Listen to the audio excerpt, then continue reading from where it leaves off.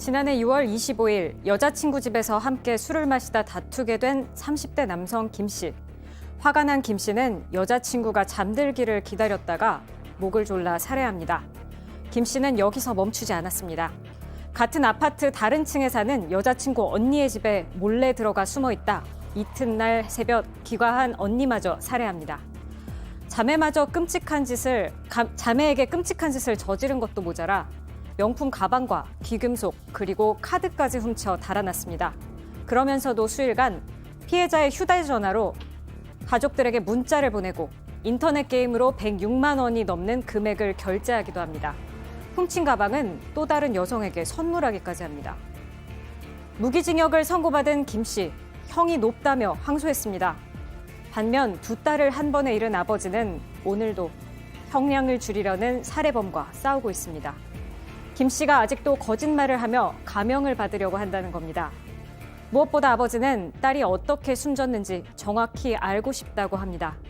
딸들이 준 선물을 아직도 가지고 다니고 좋아하던 먹거리를 챙겨주고 딸들이 무참하게 살해된 집을 1년이 넘도록 그대로 보존하고 있습니다. 두 사람의 싸움은 어떻게 끝나게 될까요? 오늘 엑스파일에서는 아직도 끝나지 않은 당진 자매살인 사건을 다룹니다. 자, 저 진짜 이 지금 사건 또 전해드리면서 열 좀 내겠습니다. 예?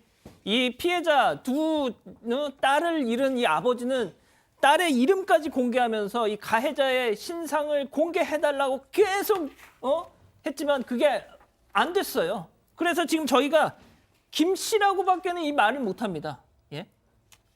자, 백 기자. 네. 일단 이 가해자 김 씨, 이 여자친구의 가족들, 그러니까 고인들의 가족들과도 서로 잘 알고 왕래를 했다는 거 아니에요? 네, 일단 이 두 사람의 만남부터 한번 얘기를 해볼 건데요. 이 30대 김 씨와 여자친구는 사건 전에 경남에 있는 한 병원에서 만났습니다. 양쪽 다 알코올 중독으로 치료를 받던 중에 모임에서 만난 걸로 알려져 있습니다. 당시 여자친구의 언니는 충남 당진에서 큰 식당을 하고 있었는데 두 사람 사정을 듣고 식당 일을 도우라고 해서 두 사람이 당진으로 왔다고 합니다. 두 사람은 함께 살아서 가족과도 같은 관계였다고 하고 결혼도 약속했었다고 합니다. 앞으로 설명드릴 범행 과정을 보면 그런 부분들이 잘 나타납니다.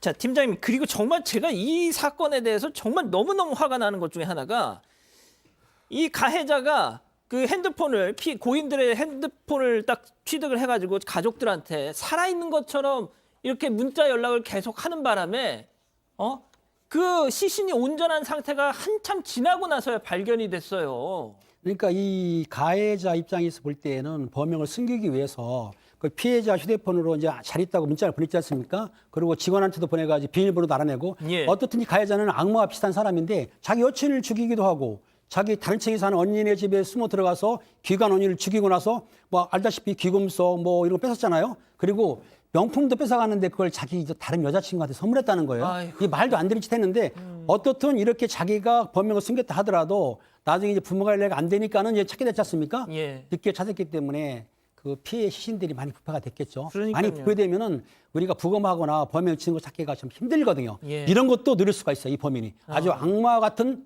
범인인 거죠. 그렇군요. 자, 승 의원님, 여기서 또 한 번 뒤집어질 내용이 재판에서 아주 우발적이었습니다. 자, 그런데 이 내용을 쭉 보면 이건 도저히 우발적이지가 않아요, 이게.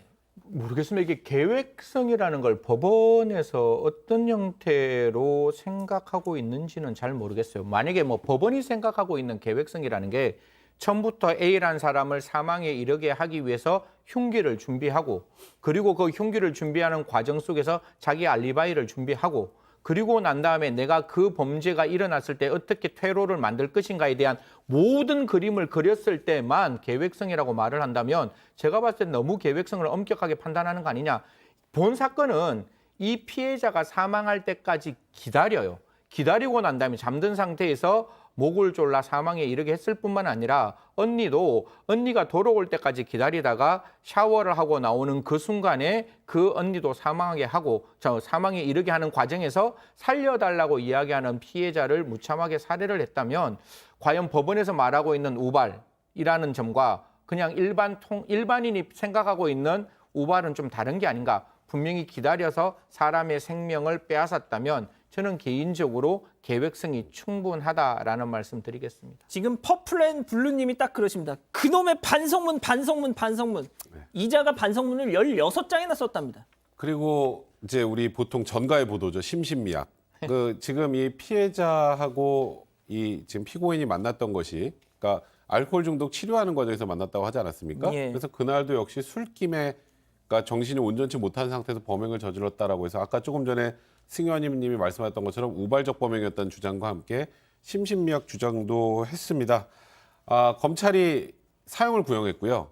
재판부도 이 피고인의 그런 얘기들 받아들이진 않았고요. 그래서 무기징역을 선고를 했습니다. 그 판결 이유를 보면 이 피해자들이 얼마나 극심한 고통 속에 생을 마감했는지 이 부분에 대해서는 짐작하기도 어렵고, 그리고 유족들을 생각을 해보면 아까 아버지 말씀하셨잖아요. 예. 평생 이 동시에 두 딸을 볼 수 없게 된 상황이 됐고, 또 이 피해자들의 자녀들은 어린 나이에 다시는 엄마를 볼 수 없는 상황이 됐다. 이건 도저히 회복이 불가능한 거죠. 그럼에도 불구하고 이 피고인은 형량이 너무 세다고 항소를 했고요. 검찰도 사형을 구형했는데 무기징역이 선고돼서 검찰도 역시 항소를 해서 지금 항소심이 진행 중이고요. 당장 내일 항소심 재판이 예정되어 있는 상황입니다. 내일 항소심 재판이 열리는군요. 자, 이 정말 별안간 갑자기 두 딸을 잃게 된 이 아버지. 지금도 그 범행 현장이던 아파트를 가신다고 해요. 그 목소리 잠깐 들어보시죠.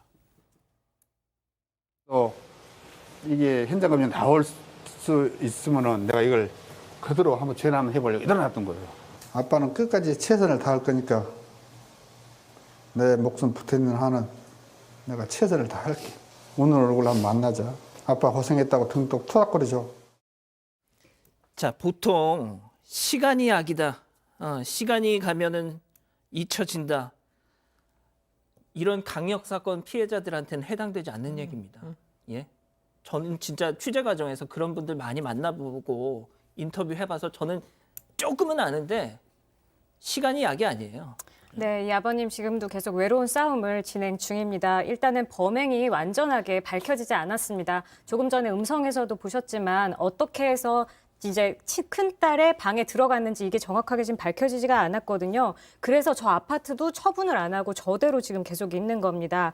판결문에는 김 씨가 복도 창문으로 들어가서 언니를 살해했다고 진술을 했는데, 하지만 복도 창문은 아까도 보셨지만 쇠창살로 막혀 있습니다. 그러니까 다른 방식으로 해서 들어간 건데 그 부분도 밝혀지지 않았고, 또 무엇보다도 아까 전에 백 변호사님께서 말씀해 주셨지만 심신미약 등 이 가해자가 가명을 계속해서 탄원을 하고 있지 않습니까? 이 부분에 대해서 어떻게든 반성문을 몇백 장을 쓰던가 이걸 계속 탄원을 한다고 해서 가명은 절대로 되지 않았으면 좋겠다고 하시면서 지금 날짜가 조금 미뤄졌는데요. 오는 2일 목요일에 항소심 재판이 있습니다. 네. 자, 백 변호사님, 지금 우리가 이자에 대해서 김 씨라고 얘기를 하고 있습니다. 앞서 잠깐 영상 보셨지만 뿌옇게 블러를 쳐놨어요. 네. 저도 진짜 이거는 정말 좀 이해가 되지 아니 않는데, 이게 진짜 제가 사건 반장을 맡기 전에 벌어진 사건이어서 제가 만약에 그때도 이 사건 반장을 하고 있었으면 일주일 내내 전 이 인간 밝혀내라고 지금 계속 얘기했을 것 같아요, 진짜. 근데 이제 너무 늦어버렸네요. 지금 방법이 말씀. 없습니까, 그럼? 일단은 신상공개 심의를 열었고요. 열어서 저는 왠진 모르겠지만 비공개 결정이 난 겁니다. 그 당시에 이 남성 김 씨, 저희도 지금 김 씨라고밖에 얘기를 하지 못하는데, 이 김 씨 신상을 공개해달라는 국민청원에 동의를 25만 명이 했음에도 불구하고 되지 않았거든요. 이제 이렇습니다. 신상공개 제도라는 거, 이제 경찰에 있는 신상공개 심의위에서 결정을 해서 신상공개를 할지 말지를 결정을 하는데, 신상공개가 된 경우는 다툴 수 있는 방법이 있어요. 혹시 기억하실지 모르겠지만 그 N번방 사건의 붓다 강훈이 예. 아니 왜 나를 신상공개하느냐. 신상공개한 거 이 처분 효력 정지해달라 가처분 내고 신상공개 처분 취소송을 제기한 적이 있었습니다. 그러니까 그 경우에는 이제 당사자, 신상공개되는 당사자가 불이익을 입으니까 이걸 다툴 수 있는 방법이 있는데, 신상공개를 안 하기로 결정을 하면 불이익을 입은 당사자가 일단 법상으로 놓고 보면 이 피고인 입장에서 보면 불이익을 입은 게 아니기 때문에 이걸 법적으로 다툴 수 있는 방법이 없어요. 그래서 저는 제가 우리 여기서 맨날 신상공개 얘기 많이 하는데, 이 사건을 보면서 신상공개를 하면 안 될 이유가 뭐였는지 저는 그 당시 신상공개 심의에 들어가셨던 분들이 좀 얘기를 좀 해주셨으면 좋겠네요. 자, 이 앞서 보셨던 이 아버님은 이자에 대해서 사형 그리고 신상 공개 이 딱 두 가지를 요구하고 계셨어요. 그래야 내가 죽어서 딸들한테 가면은 그래도 좀 면목이 설 것 같다고 말이죠. 자, 사형이야. 지금 사실상 뭐 집행을 안고 있으니까 그렇다 쳐요. 아, 신상 공개는 좀 해야 될 거 아닙니까? 유족들이 이렇게 원하는데, 예? 그게 뭐 그렇게 어렵습니까, 그게? 예? 자, 이 문제는 제가 앞으로 지속적으로 계속 얘기하겠습니다. 자, 이 정도로 정리하고요.